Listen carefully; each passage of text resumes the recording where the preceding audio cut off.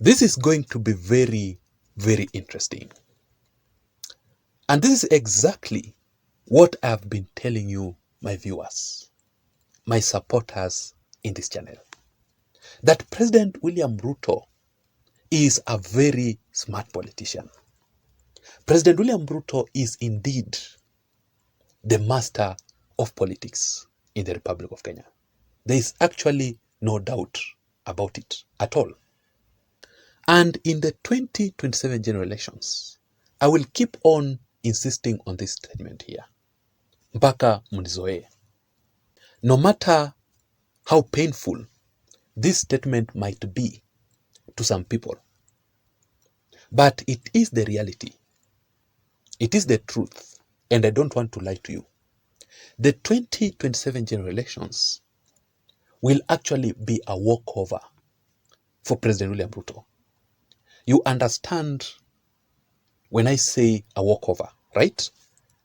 It means that the 2027 general elections will be the most easiest elections for President William Ruto. So if your presidential candidate in the 2027 general elections is the Wiper Party leader Kalonzo Musyoka, just prepare yourself to be in the opposition side. And by the way, don't be surprised if you see Kalonzo Musyoka also joining President William Ruto in the 2027 general elections. I want you to listen to this particular video here of President William Ruto today addressing the Wananchi in Nairobi. Just look at the reaction from the crowd. You know, people were saying that William Ruto has lost the ground. Just listen to what William Ruto is saying here. Then we proceed. Niko na swali kwenu, mtanisaidia kujibu? Mimi nauliza nyinyi. Kuna wale wanataka kuturudisha katika siasa ya migawanyiko na siasa ya ukabila na siasa ya chuki. Mimi nawauliza Nairobi, jameni, nataka niwaombe kwa heshima. Sisi wote ni ndugu moja, wa taifa moja, na Mungu mmoja, na nchi moja. Munasema tuungane ama tutengane? Nairobi, munasema tuungane ama tutengane jameni? Wale wanasema tuungane nione kwa mkono, wale wanasema tuungane. Na ndio mimi, sawa sawa, mimi nimesema tutafanya kazi na viongozi wote. Wale waliotupigia kura, wale hawakutupigia kura. Wale wa Kenya Kwanza, wale wa Azimio. Sisi wote ni ndugu moja. Siasa imeisha. Sasa ni wakati wa sisi viongozi kuungana tuweze You have heard very well President William Ruto talking about the Kenya Kwanza Alliance and the Azimio la Umoja One Kenya Alliance working together ahead of the 2027 general elections. Right? So already there is a plan by President William Ruto and Raila Amolo Odinga. I will share with you the details, the factual details in this particular video here. So William Ruto and Raila Odinga are planning to remove and to replace the current Deputy President, Professor Abraham Kithure Kindiki, with the Homa Bay County Governor, Honorable Gladys Wanga, in the 2027 general elections. This particular decision here comes after what happened yesterday in Embu County. You know, Professor Abraham Kithure Kindiki is a very good politician. The truth of the matter is, Abraham Kithure Kindiki deserves to be the Deputy President of the Republic of Kenya. But the only problem, and this is a very, very big problem, of Professor Abraham Kithure Kindiki is that Kithure Kindiki does not have votes. Remember, politics is a game of numbers. And that is why President William Ruto, during this week, appointed Raila Odinga's sister by the name Wenwa Akinyi Odinga to a very, very powerful position in government. Raila Odinga's sister was appointed by William Ruto to chair the Kenya Marine and Fisheries Research. Institute Board to signify a very strong unity between Raila Odinga and his family and President William Ruto ahead of the 2027 elections. So let me share with you all these details in this particular video. But before we begin, just a quick reminder. Ladies and gentlemen, if you're listening to me and you haven't subscribed to this channel, I want you to take 1 second or two and hit the subscribe button down below. It is very important so that every time I upload a video in this channel, you will receive notification immediately. So you'll never miss any video in this channel. Daily political analysis. You can also give this video a like so that YouTube can recommend this video in particular and this channel to reach out to more people. That is the only way we can improve this channel to grow. So to my returning subscribers, to my loyal viewers and supporters, thank you so much. I don't take your support for granted. And if you wish to support this channel, you can also use the M-Pesa till number that you're currently seeing on your screen. The number is 302-4302. Thank you so much for your support. Now let us proceed. I want you to follow this analysis to the end. Just listen. So what happened yesterday in Embu County, whereby President William Ruto and the former head of state, Uhuru Muigai Kenyatta, also the former deputy president, Rigathi Gachagua, and the current DP, Professor Abraham Kithure Kindiki, met for the very, very first time in a public event.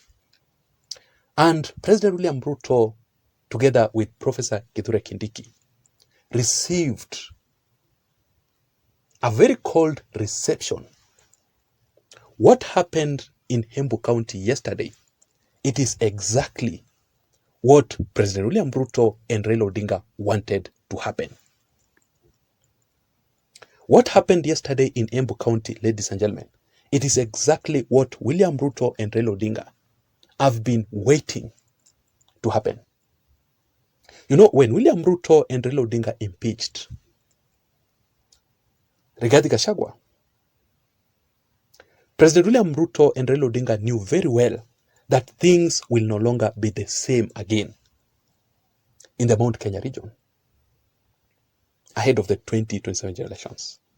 President William Ruto and Raila Odinga knew very well how the Kikuyus will react after Rigathi Gachagua's impeachment. So William Ruto was very much ready to face the hostility, the cold reception, the rejection, the heckling in the Mount Kenya region. So what happened yesterday in Embu? William Ruto was not surprised. President William Ruto was not surprised at all. William Ruto expected that to happen 100%. And that is why William Ruto was just laughing, because he was prepared. The point is, do you really think that President William Ruto really depends on the Mount Kenya region votes so much like the way William Ruto depended on the Mount Kenya region votes in the previous 2022 general elections? The answer is no. William Ruto will still be the president without depending too much on the Mount Kenya region votes. That is the reality.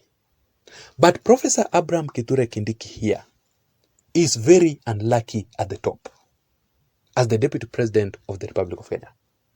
A decision has already been made, and President William Ruto together with Raila Odinga are planning to remove Kithure Kindiki in the 2027 elections as the DP. Let me read for you this statement here, this shocking statement that says, I want you to listen very keenly. Opportunity only comes once and nothing like I wish I knew. We have waited for such an opportunity to present itself. And whoever wasted his opportunity, that is upon them. Governor Gladys Wanga is fit for the deputy president position. And I will advise President William Ruto and Raila Odinga that they have made the best decision ever. The 2027 general elections is not far. Hii kitu ni kujipanga pole pole. So the reason as to why William Ruto and Raila Odinga are replacing Professor Kithure Kindiki in the 2027 general elections with Governor Gladys Wanga. First of all, it is because of the Mount Kenya region. You know, the Mount Kenya region where Professor Kithure Kindiki comes from, the Mount Kenya region East, whereby it consists of 4 counties, the Embu, Meru, Tharaka Nithi, and Kirinyaga, right? These counties here are not really supporting President William Ruto and Raila Odinga. The region where Kithure Kindiki comes from does not really support the broad-based government between Ruto and Raila Odinga. And you saw yesterday what happened in Embu County. So, William Ruto appointing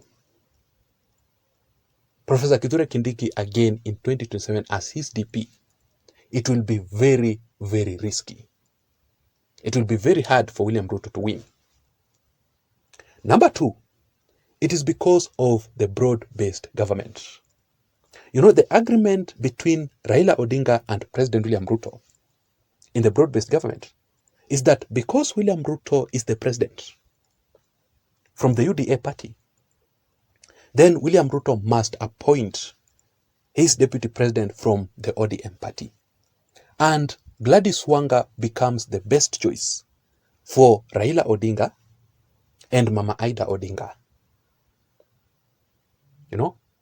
And that is why what happened in the course of this week is that Raila Odinga elevated Gladys Wanga. You saw what happened during the Thanksgiving ceremony of Gladys Wanga in Homa Bay County, where Raila Odinga had attended. So Raila Odinga is already elevating Gladys Wanga to be seen as a national leader. That is what is happening, to fit in the shoes of a deputy president.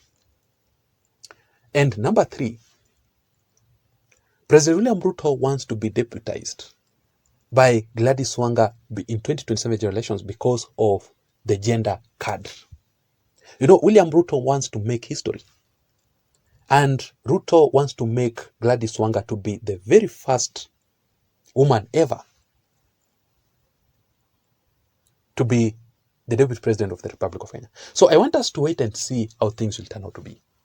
But those are the real reasons as to why Kithure Kindiki's replacement ahead of the 2027 general elections is looming.